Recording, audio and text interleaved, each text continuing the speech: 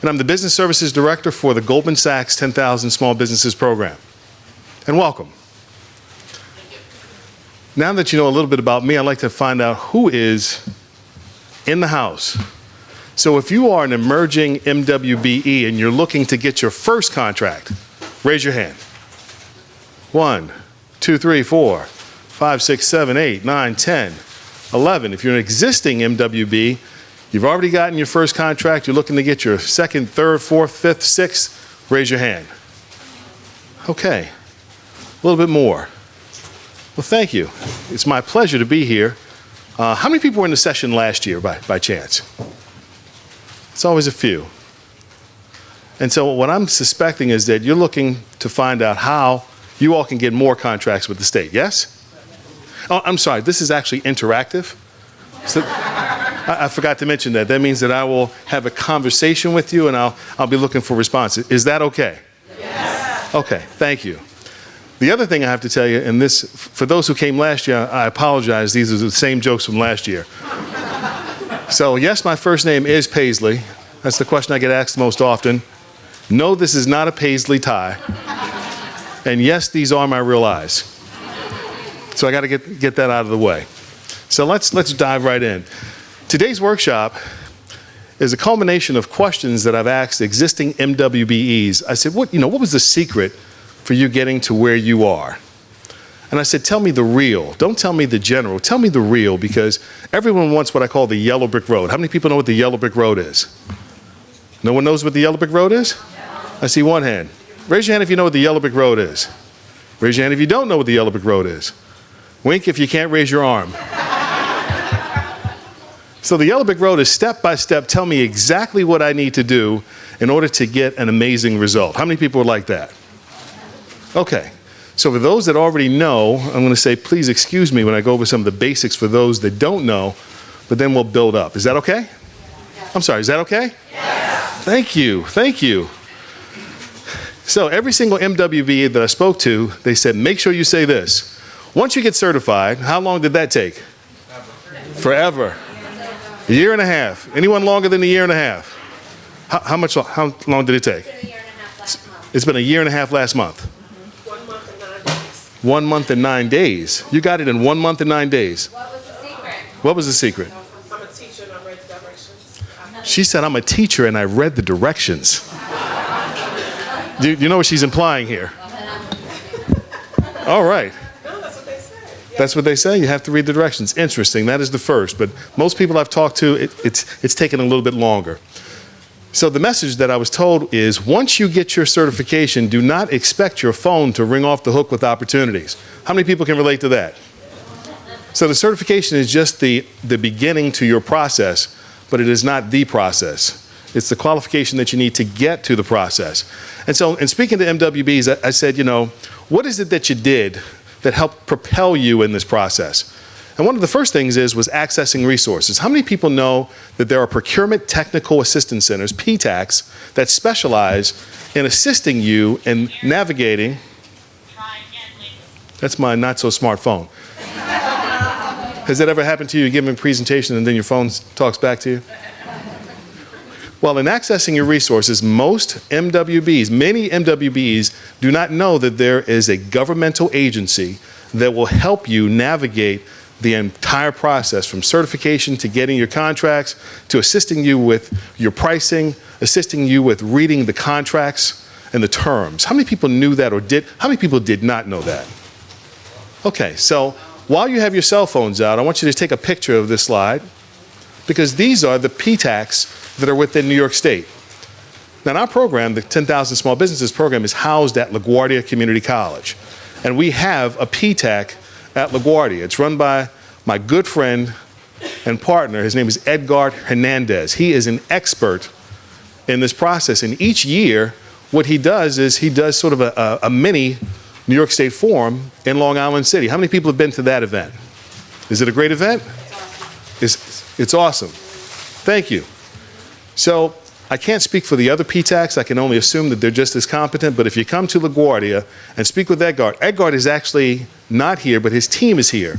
So look for the PTAC from LaGuardia, because they can assist you and help you speed up the process of getting contracts. So the first step that I was told by quote unquote the experts, before you're going after a government contract, guess what the worst thing is that can happen? You get your contract, you begin the work, you complete the work, you've submitted your requisitions, and then what happens? No check. No check. You call, you email, no response. 3 months, 6 months, 12 months, 18 months. Now, where did the money come from that you had to pay your team and you had to pay your overhead? Where did that money come from? Where did it come from if you're just starting out and you're only focused on government contracts? I'm sorry? My pocket. Now, if you didn't plan for that occurrence, what happens then? Some businesses go out of business with their first contract. They can't pay their employees. They destroy the relationship with the agency, and they're out of business for good. And we don't want that to happen to you. So the advice that I have been told by the experts is, before you begin in the government space, get your checkbook together. And one way to go about doing that is by getting private work. And when you begin to get private work, how many of you know the secret to getting a small business loan? Does anyone know the secret? No one. Interesting. Well, here's the secret. Whenever you're speaking to a banker, they're listening for 3 things.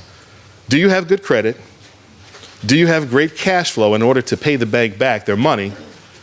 And do you have collateral in the event that things don't go so hot?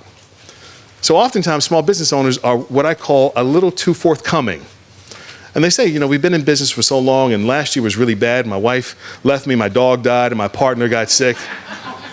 We tell a little too much. What you want to tell a banker is, my credit score is higher than 750, and collateral-wise, I can fully collateralize your loan. And as far as cash flow is concerned, my profit is 2 times the loan payment. As soon as you say those 3 things, the banker then becomes your advocate. If you don't say anything that lines up with those check boxes, then the banker no longer becomes your advocate. And what they don't tell you is, when you tell them the information where they know you're not going to get funded, they can't tell you because you can sue them. So for fear of you suing them, they won't tell you the truth. So before you get a government contract, you need to have capital in place. Capital can be in the form of a line of credit. It can be in the form of a loan. And every case is different. And most bankers will only fund you up to 20% of your existing revenue. But startups go into banks and say, hey, I just started my business. I just hung up my shingle. Where's my money? And then you get the rejection letter. So they want to see some revenue in place. And again, maximum 20, 25% revenue.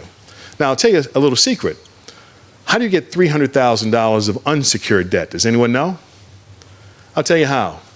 As an individual with no business, you're entitled up to $100,000 in credit card debt. Credit card debt. You've heard about people starting businesses with credit cards, right? And you say, how did they do that? Well, what they did was they got credit cards with 0% interest.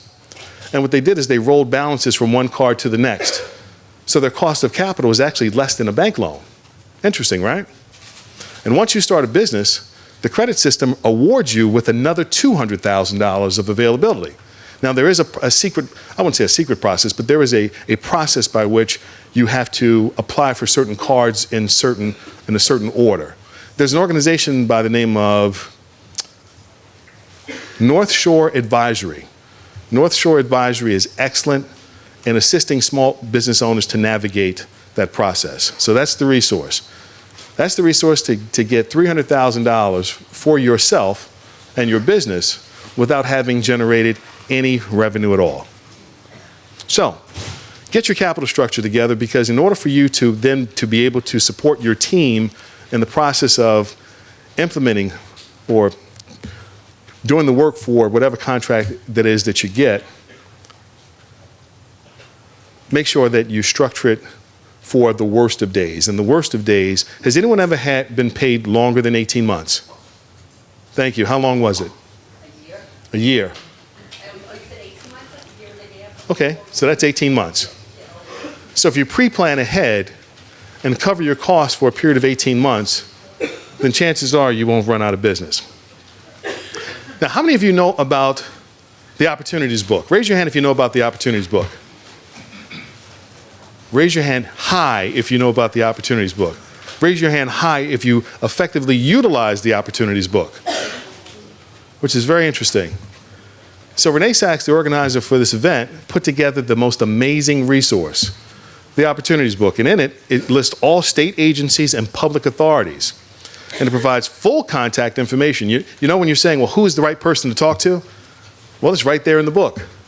And that book is available online through the forum.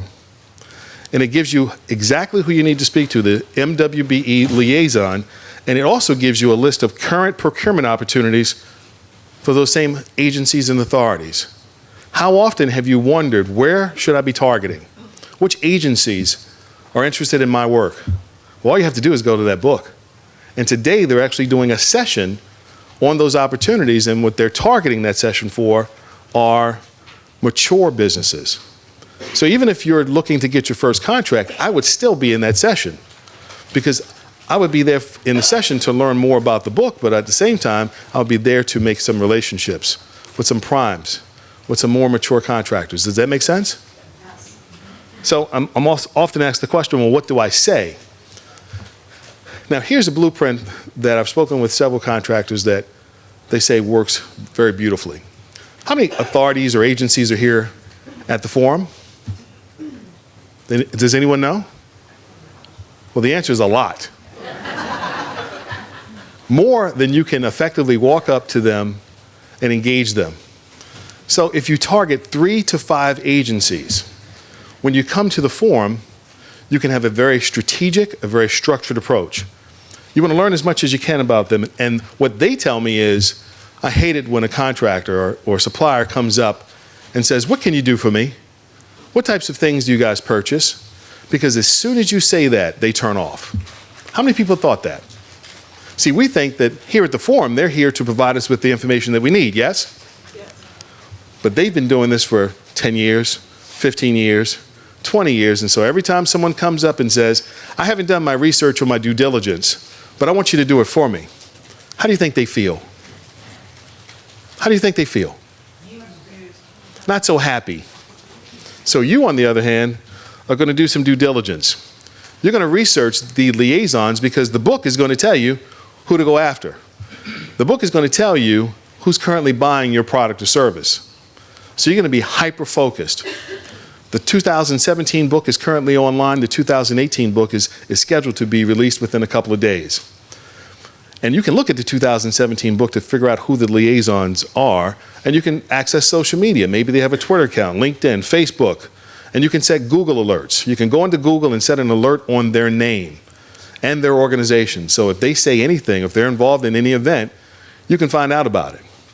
And so when you walk up to them, you can say, Joe, just last week you were at such and such, and I understand that your company is currently looking for this type of supplier for this type of opportunity.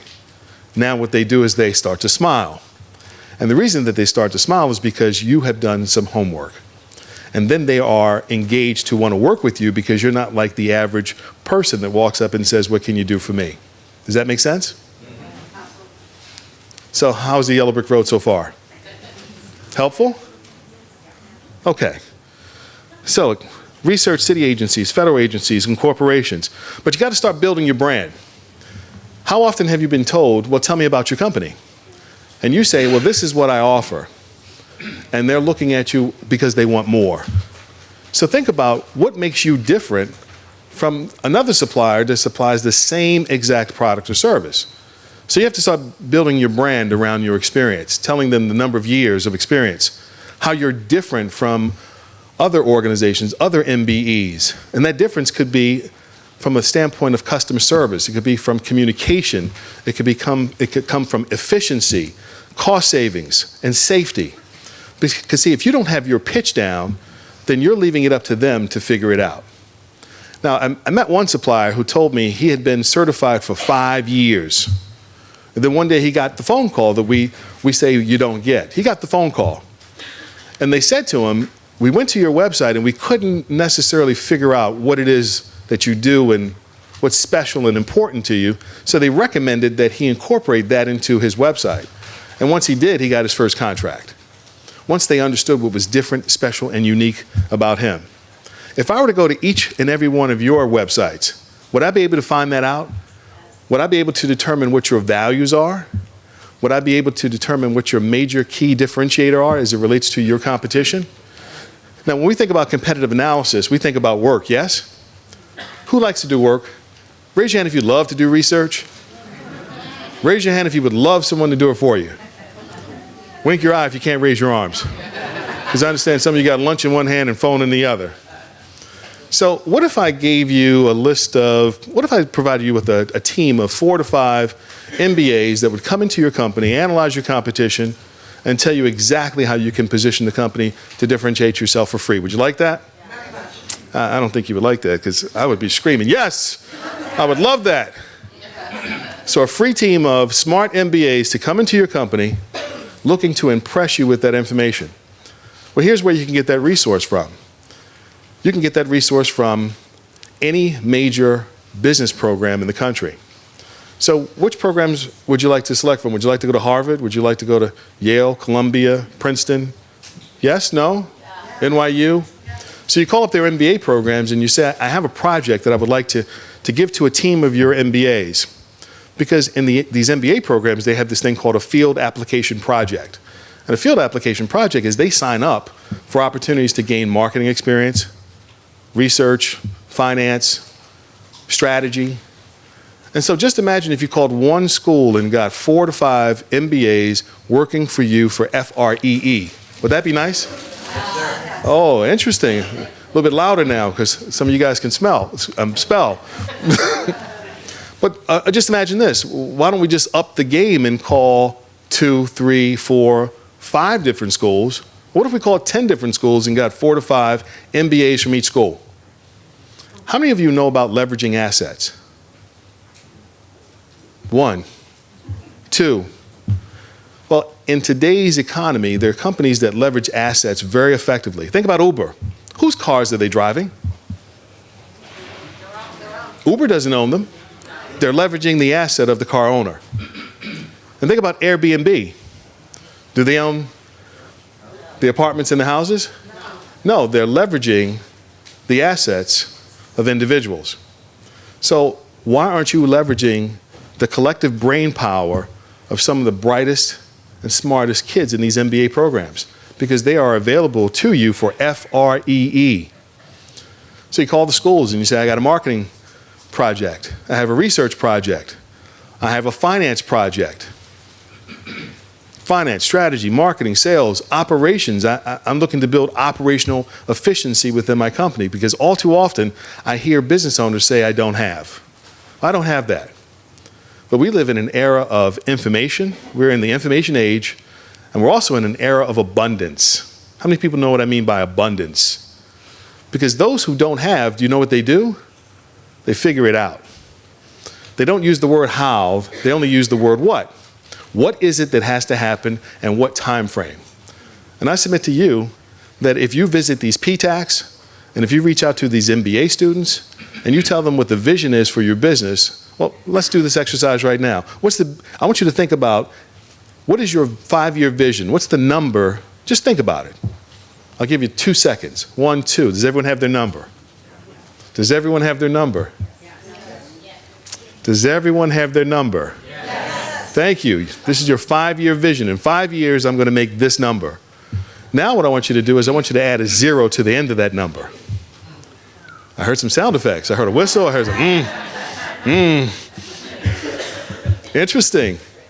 So let me tell you what just happened. The first number that you gave me was your logical limit. That means based on your limited logic and your limited resource, you came up with a revenue for your business. But as soon as I said add a 0, you ran out of logic. How many people can relate to that? How many people can't raise their arms?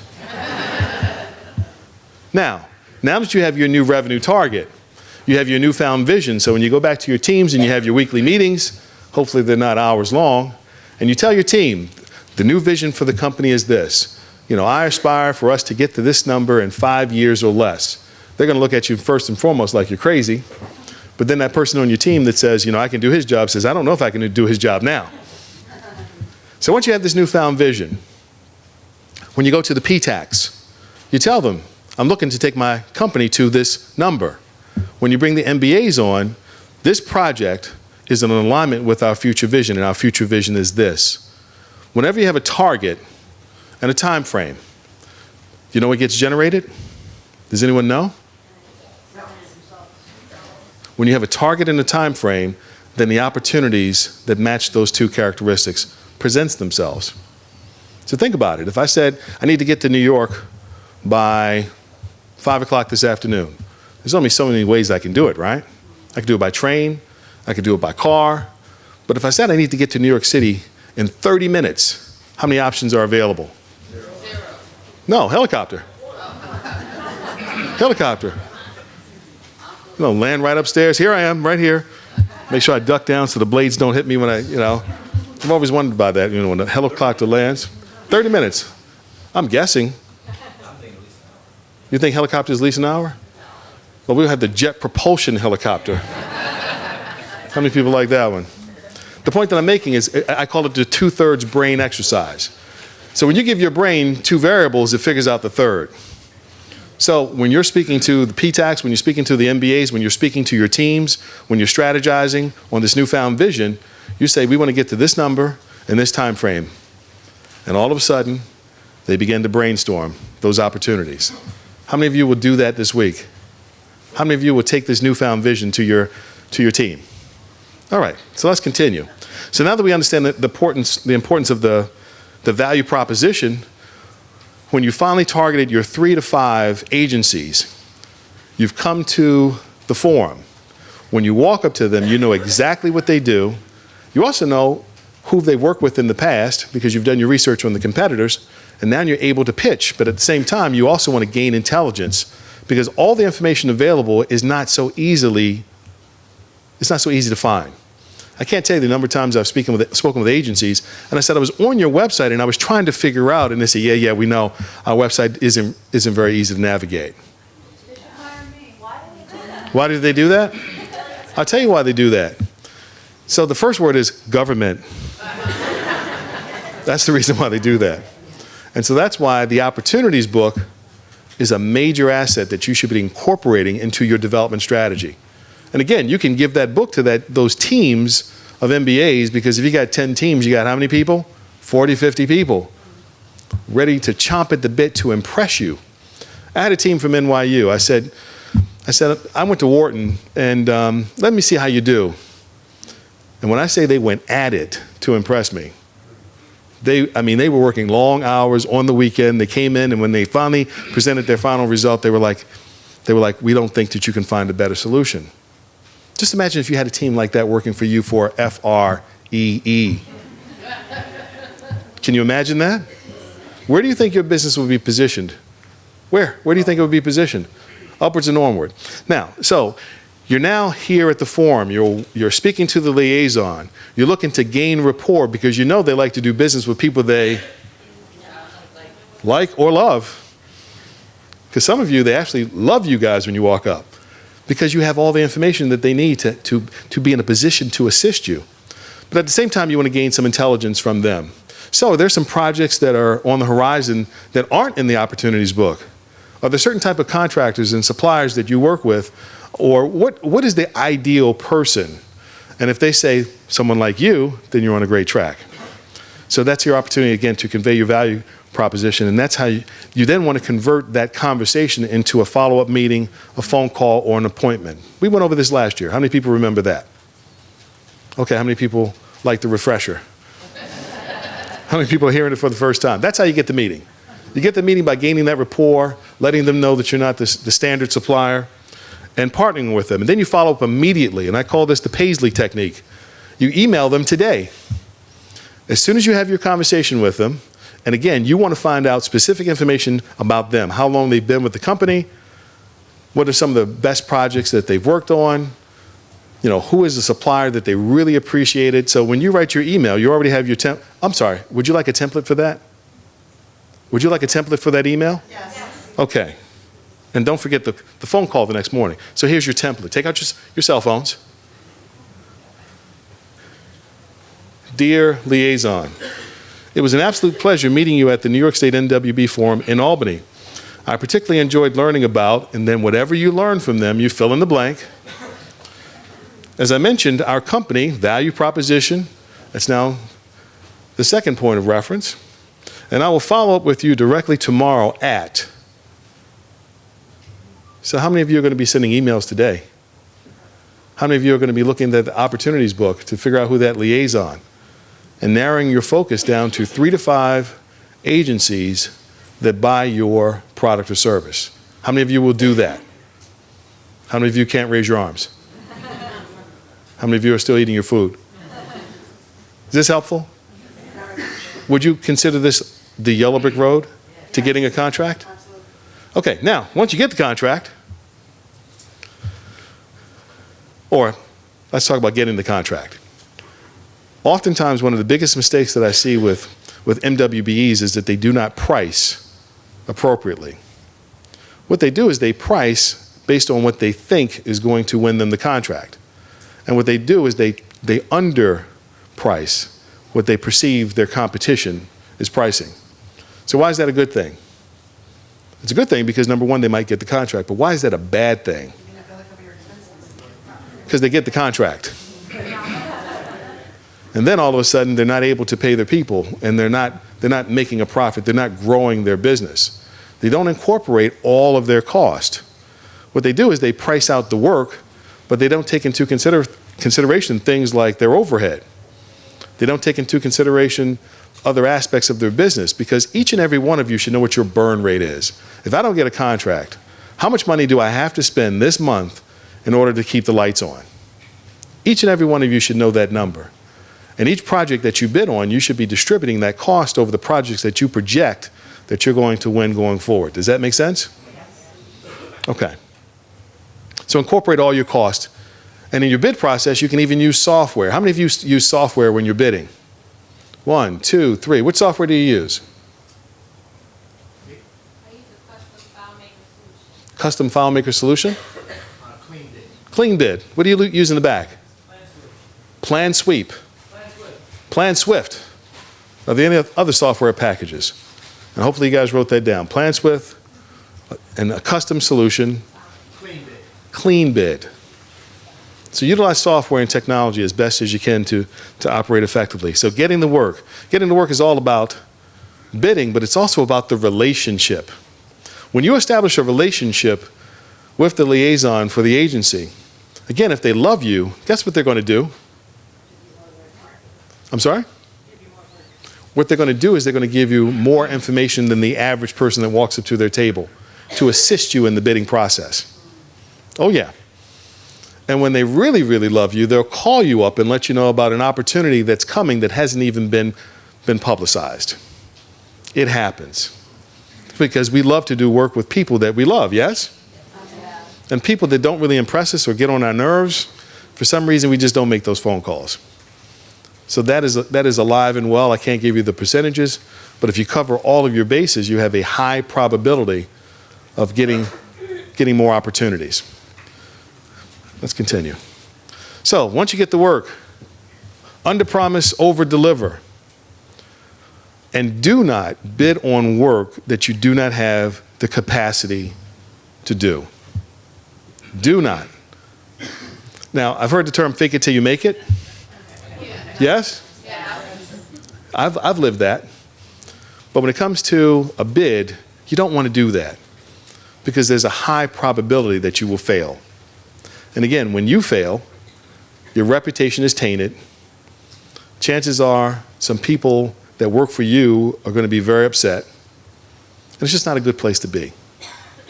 And what I've been told is the most effective strategy is when you're doing work, do the work, but make your differentiator the fact that you're doing things that other suppliers are not.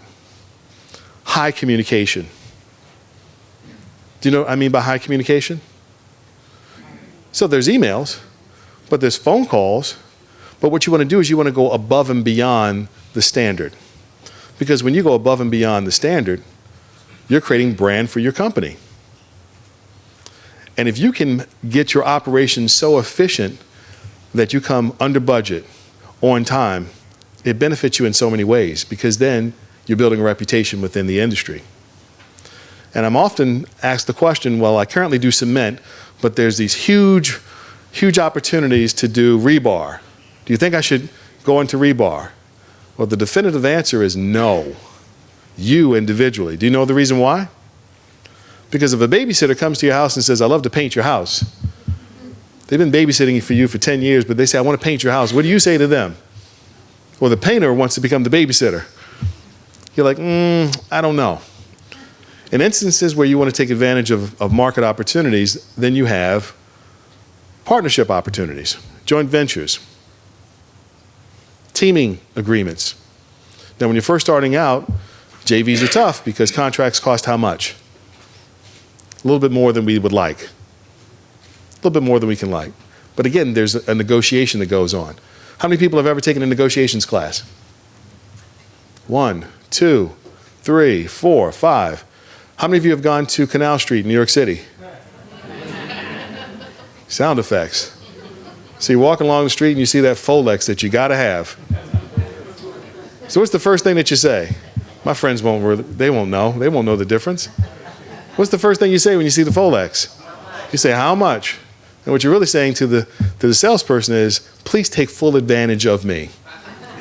Because you've given them all the negotiation power. So they say $500. And you go, $500? And the first thing you think of is, what price can I offer them that's not too far away from 500, right? So maybe you say 400. And the guy says, sold. But the guy that just left before you walked up and said, I'll give you 15 bucks. And he goes 65. Interesting, right? So if you've never taken a negotiations class, I highly recommend that you go to the free university. How many people know what the free university is? It's called YouTube. YouTube. You can learn tons on YouTube. Highly recommend negotiations. So you underpromise, you overdeliver, and build capability slowly. Build capability slowly. And the reason is because if you win work that you can't finance, you're back in the same spot. And as you're building capacity within your organization, you also should be thinking about building financial capacity. What do you need in order to get a $3 million bond? Does anyone know? In the back. $300,000 in the bank. So whatever work that you're bidding that you're going to need a bond for, you're going to need at least 10% of that in cash or other forms of assets on your balance sheet. And depending on the bonding agent, some of them will look at different types of asset classes to qualify you, but you can't go wrong with 10% in cash. So as you're growing your business and as you're looking to get larger, you should be thinking about your bond capacity on a daily basis, setting so much money aside. Because if you want to do $3 million next year, then you should be putting aside $300,000. If you're looking to do $1 million of business next year, you should be looking to put aside $100,000. If you want to do, $500,000, that's $50,000 that you want to be putting aside as part of your business development. So strategize building your bond requirements, because so many business owners want to grow, but they're limited from a financial standpoint. Now, I want to tell you also about the secret to getting financing. Not every single bank that says they are an authorized SBA lender actually does loans. The SBA puts out a list of the most active SBA lenders. It's a report.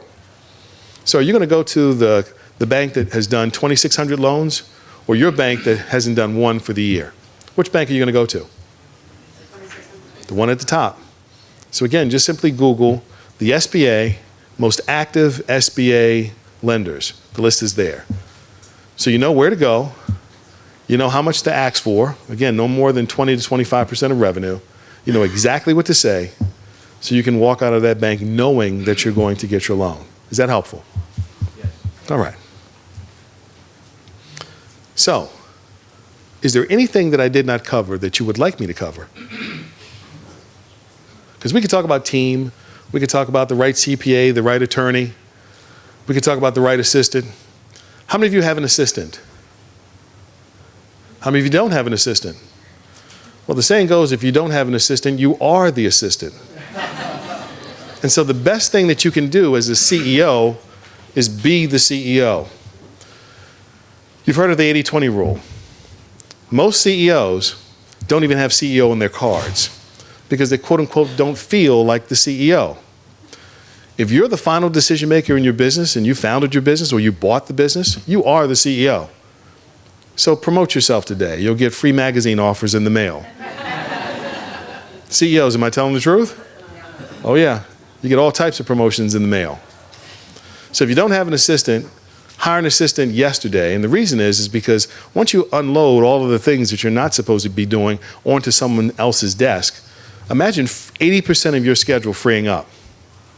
So now you're able to delegate more tasks, you're able to strategize, you're able to focus on financing and focus on building those relationships with those agencies to grow your firm. So think about how much time right now is not going towards CEO task. Is that helpful? So get an assistant and pay the assistant what they're worth. Don't go out and get an assistant that you can afford. And the reason I say this is because banks like Capital One, they'll give you a no-doc loan. Does anyone know what a no-doc loan is? If you have a 750 credit score or better, and you can prove that you have revenue in the bank, they will write you a check for $50,000 in a heartbeat, no documentation loans, because you fulfilled those two requirements. And again, if you don't have that perfect credit score, contact an organization like North Shore Credit Advisory. So you go and get that $50,000, then you go out and get that assistant that now is going to save 80% of your time. How much time do you need to develop $50,000 in revenue? Anyone know? How long would it take you to develop $50,000 with 80% of your schedule freed up? I would argue very quickly, less than a year, yes? Yes? Yes? So how many of you are going to be looking for an assistant today? Think about it. All these things that you're spending your time in that is not effective for you as the CEO. So repeat after me. I am the CEO. And this year, I'm going to position my company to grow 10x or greater. All right. Now, how was that for a sample class? So now let me tell you about the Goldman Sachs 10,000 Small Businesses program. How many people have heard of the program? So imagine this. You get the equivalent of an executive MBA in 11 days over 17 weeks. You're given a business advisor that works with you to help you to develop that strategic plan to 10x your firm or greater. And in the event that you cannot get bank financing, we'll give you the money because we have a $300 million loan fund. And the program is absolutely free. Does that appeal to you? Yes. Did you like some of the stuff that you got here today? Was it practical? Yes. Was it easy? Yes. Yes or no? Yes. So we were here for roughly 40 minutes. Imagine if you got 100 hours of practical advice that you can implement within your business. You come to our program, you get immersed in strategy, immersed in leadership, immersed in human resource management, how to hire the best people, how to incentivize them to work harder than you, and how to unhire those culture killers. So your business, what happens over the course of those 17 weeks, you transform in your thinking because now you're given more tools, and then you have a new revenue target to go after. So what happens to the business? What happens to you? You transform over 17 weeks. And then one day I see you 3-4 years down the line. What kind of conversation do you think we're going to have? Pretty good one. Pretty good one. Do we have any graduates here from the program in the room? Any graduates in the room? Did I see a hand go up? There's one graduate in the back of the room. All right. And there's some dispersed throughout the conference. So let me tell you some more about the program. So Goldman started this program back in 2010. They donated $500 million. How much is $500 million? A lot. And the goal was to provide business owners with the best-in-class business management education, access to capital, and business supports through consultants. So practical business management education, a network of support, and then capital to expand. The goal of the program is to create jobs and to create economic opportunity. We graduated our first class in September of 2010. I run into graduates all the time. You know the question that they ask me? They said, when is Goldman going to try to sell us something or ask something from us? I said, all we ask you to do is apply what you've learned and tell someone about it. How many people would say there's always a catch, right? Well, that's the catch. Once you take the program, we just simply ask that you share your experience, tell others about what the program did for you. I'll tell you about the worst customer we had. This customer was a marketing and printing company. And the very first day when they came in, they were $700,000 in revenue. And I said, we're going to take you to $7 million. And she said that I was filled up with brown stuff. True story. So I said, if you come to every single class, complete all of the assignments, and do exactly what we tell you, you're going to get to $7 million. And we're going to say in 5 years or less. How many people would like to 10X in 5 years or less? In the 14th week of the program, she closed $4.2 million of business. And she told me that if she didn't hit $7 million, that she was going to do an op-ed piece in the New York Times on me. Oh yeah, she's my toughest customer. 6 months after she graduated, she negotiated a multi-year $10 million contract. She never did that op-ed piece on me, but she is one of our greatest advocates. Part of the opportunity for business owners are that you're not able to see beyond logic. But I would argue that 5 years ago, 10 years ago, if I were to say to you, you would be where you are today, 5 or 10 years ago, you would have argued with me, yes? Yes. So your life has not been logical, but for some reason you fall back to logic because it's comfortable. I would argue that logic is not what you should be doing. You should be doing something that we say is illogical. Yes or no? Yes. So add the zero. And when you're introducing your company and you're speaking about your capabilities, incorporate where you're headed, not where you're at. So the program has 9 modules, and in those 9 modules, module 1 is you and your business. So the program is not just about your business, it's also about you, the business owner. How many of you would like to get 8 hours of sleep every night? Some more sound effects. Does anyone get 8 hours? The simple truth to 8 hours, it's a very simple tweak. I call them little simple tweaks. The first meeting of your day that you plan is your sleep. I heard some sounds over here. So the first time that I implemented this strategy within my own home, I posted signs around the house. Daddy's going to bed at 10 o'clock, getting up at 6. And so the first week, my wife, in and out of the bedroom, lights on, kids, Daddy, you know, what's going on? But I stuck to it. And now I get 8 hours of sleep. And you too can, if you plan that first. What we do is we plan our day, and then we hope to get sleep at the end. Simple tweak, right? Well, there are a lot of simple tweaks that you're going to learn as a function of the program. Module number 2 is growth and opportunities. There are growth opportunities right below your nose that you just don't see. We had a trucking company that trucked used car batteries all over the United States. Never looked at the batteries as an opportunity. One day he bought a manufacturing facility. He now sandblasts the old name off, he recharges the battery, slaps the new name on, and he did 15x within his business. 15 times. And when he finished the program, he complained that he didn't learn anything new about trucking. He said, I didn't learn anything new about trucking. But then he calls us up a month later. He says, you're not going to believe what happened. I said, yeah, I can believe it because we hear this all the time. So something may just be right beneath your nose. Money and metrics. If you currently do not read your financial statements, if you look at the top number and the bottom number, and if they're both positive, then you're like, yeah. That's a lot of us. I remember a time when I couldn't read financial statements. It was like hieroglyphs. You know, I'm sitting here like, how do you read this thing? But we teach you how to read them, and we teach you how to make management decisions off of your numbers.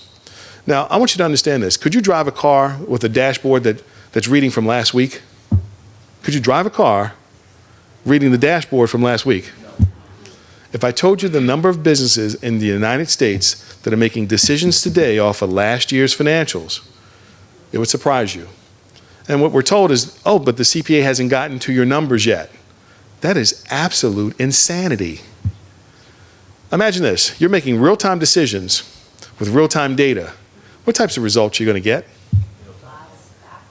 I would say extraordinary results, because right now you're dealing with old data, making decisions off of old numbers. So if you don't have a CPA right now that's providing you with real-time data and giving you ratios and giving that information to you on your phone, tablet, Or otherwise, then I would suggest that you unhire your CPA. Does anyone here get real-time data? Raise your hand if you do. Thank you. Who's your CPA? Morton Associates. Morton and Associates. So I'm sure they would love. It's online, so we see the same stuff. You see QuickBooks Online. So if you bought something yesterday, you see the number reflected today. Some of you are going, wow, is that possible? Yes, it is possible. Then you are the leader. How often have you had employees that you said, I just don't understand why they don't or why they do? If you've had that question, you are the leader is perfect for you when combined with it's the people. Because when you take it's the people, you get a clear sense of who people are, why they do what they do, and how you can work with them to get the best out of them. Marketing and selling is pretty straightforward. How many people know what the 4 P's of marketing are? Anyone know? The 4 P's of marketing? Product, price, promotion. Let's try this out. Ladies, what are the 4 C's of a diamond? Isn't that interesting? They know them like this. They know those 4 C's, but business owners don't know the 4 P's. 4 P's are product, price, place, and promotion. Now, if I simply tell you that my shoes are $6,000, what do you think about my shoes? I'm sorry that you can't see them. My shoes are $6,000. What's the first thing you think about when you think about my shoes? Pretty shoes. Pretty nice shoes? Someone said he got ripped off. Who said that? I'm sorry? I have taste. I like spaghetti. But if I told you my shoes cost $39.95, what would you say about my shoes? Cheap. Someone said pay less. Who said pay less? The point that I make is that price, when you alter the price of your product or service, you derive a perception. And that is key when it comes to marketing. And I know in the government space, oftentimes you don't have the luxury of negotiating your price. But if you incorporate things like convenience into your service, people will pay for convenience, because when you go to an amusement park and you're standing in line getting a tan and someone says, I know you paid $50 to get into the park, but another $50 will get you to the front of every single line. You look left and you look right. Give me that speed pass. So think about how you can incorporate convenience into your service. Then there's operations and processes. How can I increase the value of the business in the operations so that the customer perceives it? Being bankable, we explain every aspect of financing, from friends, family, and fools to bank loans, CDFIs, loan funds, angel investors, and VCs. Then there's the negotiations clinic. We teach you how to negotiate one-on-one with individuals and also with disparate groups of individuals. We teach you how to read financial statements, and for one night you become a lender and get to sit on the other side of the table with an underwriter when someone is applying for a loan, so that you never get turned down afterwards. And then the legal clinic, you get to speak to an attorney free of charge regarding anything in your business, anything whatsoever. How's that for a package? Kind of okay? So there's a whole network of support, one-on-one business advising, subject matter experts. You're learning from each other because it's a facilitated conversation. So not only are you listening to the instructor, you're also listening to your other classmates. And then alumni services. When you become an alumnus of the program, well, first and foremost, you're going to develop a growth plan. And if you're really looking at this diagram, it really is just a graphic we found off the internet that looked nice. So it's not an actual growth plan, but it does look nice, yes? Don't want to lead you guys astray. And we have over 7,300 businesses from all 50 states that have gone through the program successfully, across 20 locations, over 100 partners. But what would you do with a network of 10,000 business owners that have already gone through the program?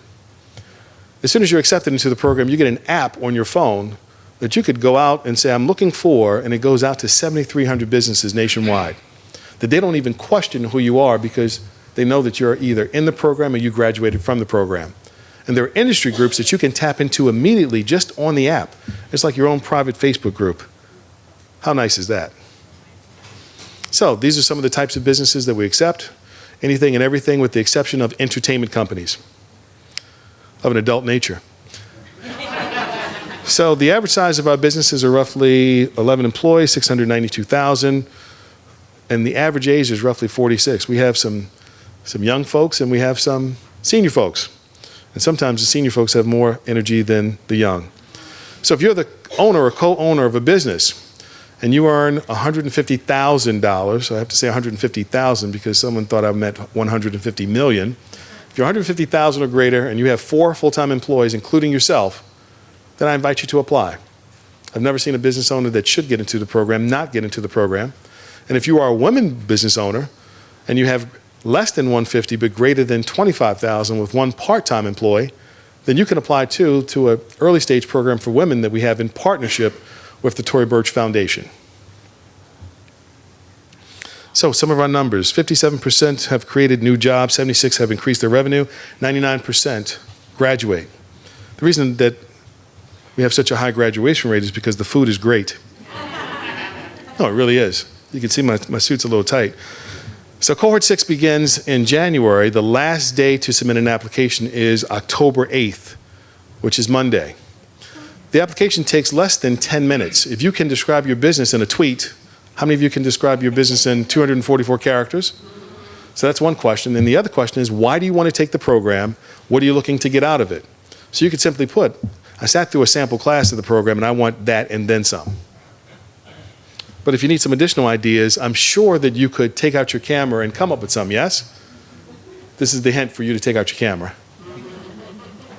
So again, if you can't think of some ideas as to why you would love to take this amazing program, because the program is FREE, which spells, free. And the reason I say that is because every year after this conference, I get these phone calls. How much is the program? So the program is free.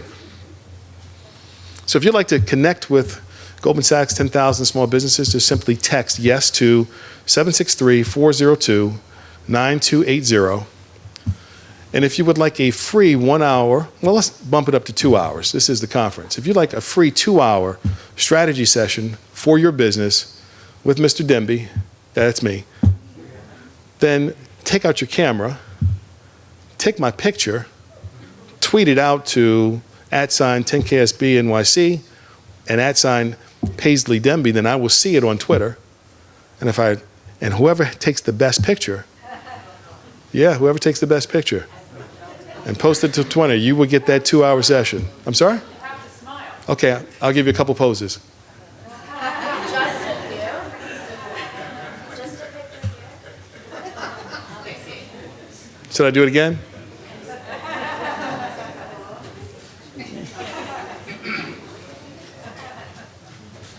Two. We'll do 2 winners. How does that work? That work for you? The reason I recommend Twitter is because if you're not on Twitter, I get on Twitter and I follow experts of industries that I follow. So you can get real-time information from experts in your industry. And number 2, you can build a platform for your business just by posting information and being recognized as a subject matter expert. So I thank you.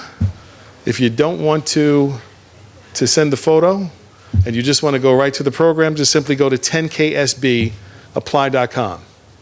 So I thank you, and I trust that you enjoyed yourselves today. Thank you very much.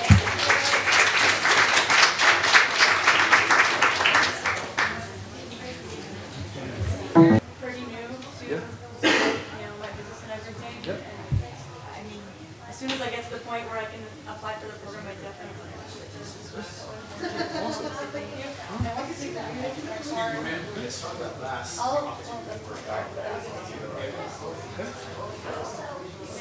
I'm sorry if I don't tweet out the best picture of you.